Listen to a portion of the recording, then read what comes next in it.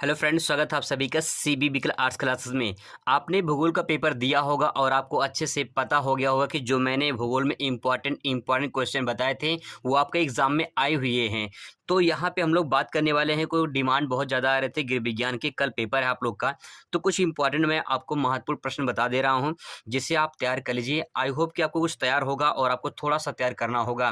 तो चलिए शुरुआत करते हैं। पहले मैं आपको यहाँ पे लघुत्तरीय और विस्तृत उत्तरीय दोनों प्रश्न बता दूंगा, वहाँ से आप इसे तैयार कर लीजिए। यहाँ से आपके एग्जाम में पक्का कहेंगे फंस जरूर जाएंगे। तो पहला क्वेश्चन देख सकते हैं, संतुलित भोजन पर टिप्पणी लिखिए, ऐसा क्वेश्चन पूछ सकता है। या इसी क्वेश्चन को अथवा करके पूछ सकता है, संतुलित आहार क्या है, यहाँ पे क्वेश्चन पूछ सकता है। सबसे पहले आपको बता दें कि आपका 20 नंबर का जो है यहाँ पे लघु उत्तरीय प्रश्न पूछा जाएगा। आपको 50 शब्दों में लिखना है। 50 शब्दों का मतलब ये होता है कि आप कम से कम जो है 5 लाइन प्लस लिखिए, ठीक है। 5 लाइन से आपको ज़्यादा लिखनी है, तब 50 शब्दों में आराम से हो जाएगा। मतलब ये कि अगर आप एक लाइन में जो है, एक लाइन में अगर 5 शब्द लिखते हैं, ठीक है, या 10 शब्द लिखते हैं, तो 10 पचे 50, 5 लाइन में हो गया, ठीक है। तो आप जो है मुश्किल से 5 प्लस लिखेंगे तो आपका जो है आराम से लघु उत्तरीय के प्रश्न का हो जाएगा, ठीक है। 20 नंबर का आपका यहाँ से पूछा जाता है लघु उत्तरीय वाला। यहाँ पे देखिए वाला क्वेश्चन है, कुपोषण क्या है, कुपोषण तथा उसका प्रभाव की व्याख्या कीजिए। तो कुपोषण से सवाल पूछ सकता है, यहाँ पे ध्यान रखिएगा। इसके बाद सबसे मोस्ट इंपॉर्टेंट क्वेश्चन ये है, हृदय का एक निम्नांकित चित्र बनाइए तथा उसके कार्यों को समझाइए। ये क्वेश्चन पूछ सकता है, हृदय से संबंधित है तो हृदय का आप चित्र बना लीजिए, प्रैक्टिस कर लीजिए उसे अच्छे तरीके से। निम्नांकित चित्र का सहायता से हृदय की आंतरिक संरचना एवं कार्यों का वर्णन कीजिए। इसी क्वेश्चन को इसी तरह से पूछ सकता है अथवा करके, या अथवा करके और पूछ सकता है इसको, मानव हृदय की रचना तथा कार्यों का चित्र सहित वर्णन कीजिए। तो यहाँ पे बहुत ज़्यादा इंपॉर्टेंट है, इतने तरीके से अलग अलग सेटों में पूछा गया है, तो ये क्वेश्चन बहुत ज़्यादा इंपॉर्टेंट है। इसी में विस्तृत उत्तरीय प्रश्न भी और लघु उत्तरीय प्रश्न दोनों शामिल है। तो विस्तृत उत्तरीय और लघु उत्तरीय दोनों प्रश्न शामिल है, ठीक है। तो आप इसमें से अपना जो है तैयार कर लीजिएगा। तो यहाँ पे क्वेश्चन देखिए, क्वेश्चन पूछ रहा है, मानव जीवन में रक्त परिसंचरण का क्या उपयोगिता है, इसके बारे में आपको यहाँ पे लिखना है, ठीक है। अगला क्वेश्चन है, क्वेश्चन नंबर 5वां देखिए, फेफड़ों का निम्नांकित चित्र बनाइए तथा उनके कार्यों का वर्णन कीजिए। देखिए गृह विज्ञान में डायग्राम बहुत मायने रखता है, तो आप जो है फिगर जरूर ऐड करिए, आपको नंबर जरूर मिलेगा और अच्छा नंबर मिलता है जितना अच्छा फिगर बनाएंगे और जितनी फास्ट बनाएंगे, क्योंकि आपका टाइम वहाँ पे कम रहेगा, तो फास्ट बनाने की कोशिश करिए और आप प्रैक्टिस कर लीजिए। अभी टाइम आपके पास है, जो भी आप 2-3 फिगर प्रैक्टिस कर लेंगे उसमें आपका प्लस पॉइंट हो जाएगा। अगला क्वेश्चन है, श्वसन क्रिया का संक्षिप्त वर्णन कीजिए। तो यहाँ पे श्वसन क्रिया के बारे में पूछ सकता है क्वेश्चन। यहाँ पे लॉन्ग क्वेश्चन और जो है शॉर्ट क्वेश्चन दोनों बन सकते हैं। अगर आप इसे तैयार कर लेंगे तो आपका जो है अति लघु बहुविकल्पीय क्वेश्चन भी यहाँ से कवर हो जाएंगे। क्वेश्चन नंबर 7वां देखिए, तंत्रिका तंत्र से आप क्या समझते हैं, इसके कितने भाग हैं, इसके बारे में तो बहुत ज़्यादा इंपॉर्टेंट है, इसको भी ध्यान रखिएगा। अगला क्वेश्चन है, मस्तिष्क की रचना चित्र द्वारा समझाइए तथा उसके विभिन्न भागों के कार्यों का वर्णन कीजिए। तो चित्र बहुत ज़्यादा इंपॉर्टेंट है, गृह विज्ञान है। अगर आपको फिगर बनाना नहीं आता है तो समस्या हो सकती है। आप फिगर बनाएंगे तो आपको ज़्यादा नंबर मिल सकता है। ज़्यादा का मतलब ये है कि अगर क्वेश्चन 4 नंबर में पूछा है तो 4 में आपको 4 नंबर पूरा मिल सकता है। क्वेश्चन नंबर 9 दे सकते हैं यहाँ पे, ज्ञानेंद्रियों से आप क्या समझते हैं, हमारे जीवन में इनका क्या महत्व है। तो ज्ञानेंद्रियों से क्वेश्चन पूछा जाता है, इंपॉर्टेंट है, इसको नोट कर लीजिए। क्वेश्चन नंबर 10 देखिए, दृष्टि के प्रमुख दोष बताइए। जो दूरदृष्टि निकट दृष्टि दोष होते हैं उसके बारे में आपको से क्वेश्चन पूछ सकता है, यहाँ से उसको तैयार कर लीजिए। क्वेश्चन नंबर 11 देखिए, अंतःस्रावी ग्रंथियों की रचना तथा कार्यों का लिखिए।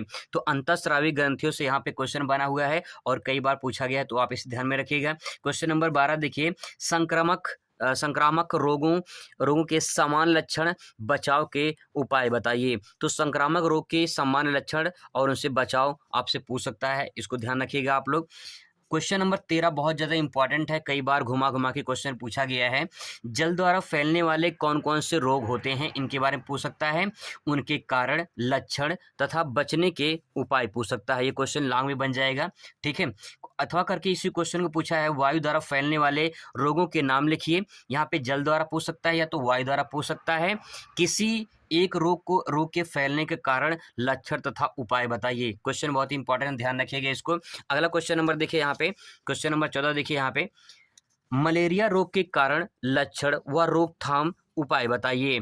ये बहुत ज़्यादा इंपॉर्टेंट है, ये भी पूछा गया है क्वेश्चन, अलग अलग सेटों में पूछा गया है। क्वेश्चन नंबर 15 देखिए, पर्यावरण प्रदूषण से क्या तात्पर्य है? प्रदूषण के प्रकारों का वर्णन कीजिए।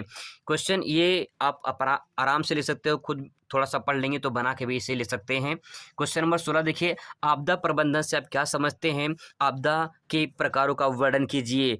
कितने प्रकार की आपदा होती है? जैसे बाढ़, सूखा है, सुनामी है, भूकंप है, ये सब आपदा हैं। तो आपदा प्रबंधन के बारे में आपसे पूछ लेगा। परिवार नियोजन काफ़ी इंपॉर्टेंट है, समाजशास्त्र में भी पूछा जाता है। परिवार का अर्थ बताइए तथा परिवार की विशेषताओं का उल्लेख कीजिए। ये क्वेश्चन इंपॉर्टेंट है, इसको ध्यान में कई बार घुमा के पूछा गया है।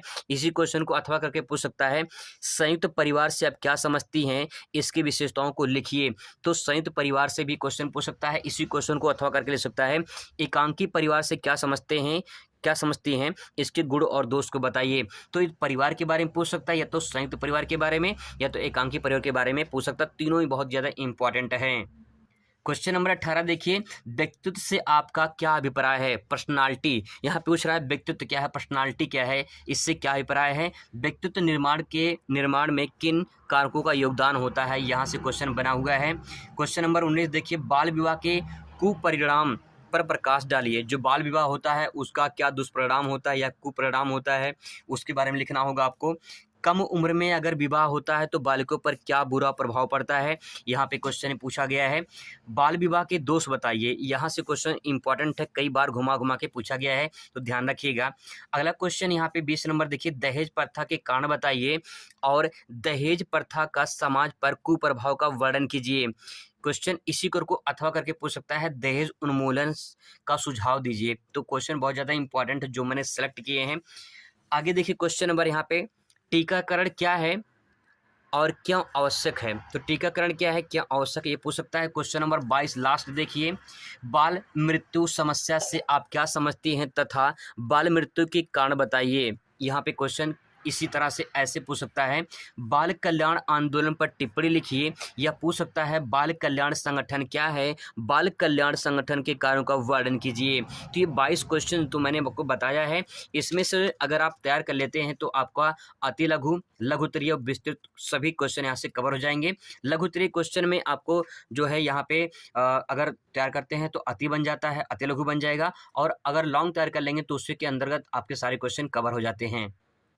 आपके गृह विज्ञान पेपर में खंड का और खंड खा ये दो पार्ट हैं इसमें, जिसमें खंड का में शरीर की क्रिया विज्ञान तथा स्वास्थ्य रक्षा से संबंधित है, जिसमें से 18 नंबर क्वेश्चन जो पूछा जाता है वो शरीर क्रिया और विज्ञान से पूछा जाएगा, और 17 नंबर क्वेश्चन स्वास्थ्य रक्षा से पूछा जाएगा। टोटल मिला के 35 नंबर क्वेश्चन आपके खंड का से आएंगे, और वहीं खंड खा की बात करें तो इससे भी 35 नंबर के आपके सवाल यहाँ से पूछे जाएंगे। जो 35 नंबर का सवाल में से 18 नंबर जो सवाल पूछा जाएगा समाजशास्त्र पर आधारित रहेगा। तो आपका जब समाजशास्त्र का पेपर होगा तो अगर आप समाजशास्त्र लिए होंगे तो आपको भी इसमें फायदा हो जाएगा। इसके बाद यहाँ पे 17 नंबर का बाल कल्याण से पूछा जाएगा। तो इस तरह से क्वेश्चन आपका डिवाइड हुआ है। तो समाजशास्त्र वाला क्वेश्चन आपका ये इंपॉर्टेंट है, यहाँ पे समाजशास्त्र इसको तैयार करेंगे तो समाजशास्त्र का भी तैयार हो जाएगा। तो यहाँ पे देखिए जो क्वेश्चन मैंने को बताया है वहाँ से इन कभी सभी सेटों से लिया गया है, तो काफ़ी इंपॉर्टेंट क्वेश्चन मैंने को बताया है। अगर आप इसे तैयार कर लेंगे तो आपके पक्का एग्जाम में यहाँ से आएंगे। आई होप कि आपको वीडियो अच्छा लगेगा। Thanks for watching.